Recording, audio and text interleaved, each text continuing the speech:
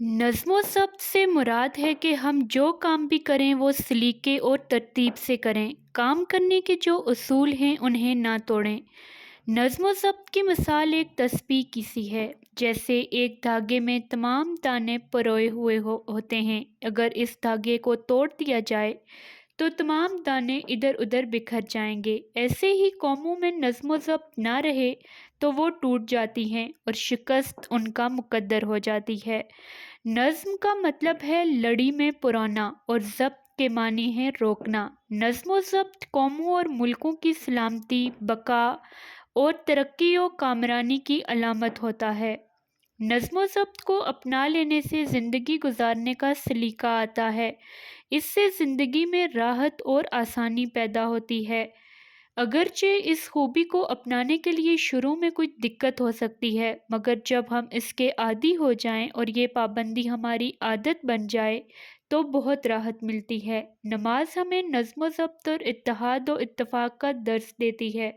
सूरज, चाँद, सितारे, दिन रात का आना जाना नज़्म व ज़ब्त का अक्कास है।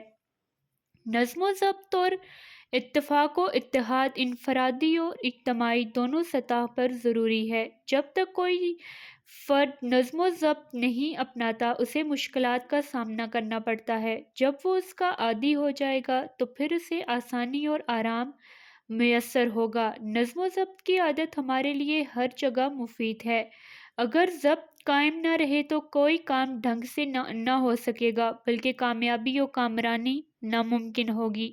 मकसद के हुसूल और मंजिल मकसूद पाने के लिए नज़्म व ज़ब्त और इत्तेहाद लाजिम है। इत्तेफाक व इत्तेहाद और नज़्म व ज़ब्त कामरानी की अलामत हैं। नज़्म व ज़ब्त और इत्तेहाद व इत्तेफाक की ज़रूरत हर मुकाम और हर मौके पर पेश आती रहती है।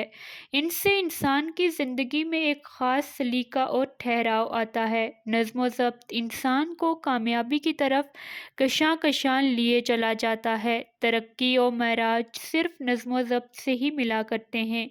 कौमों की तरक्की और कामरानी इत्तेहाद व इत्तेफाक की बदौलत ही होती है।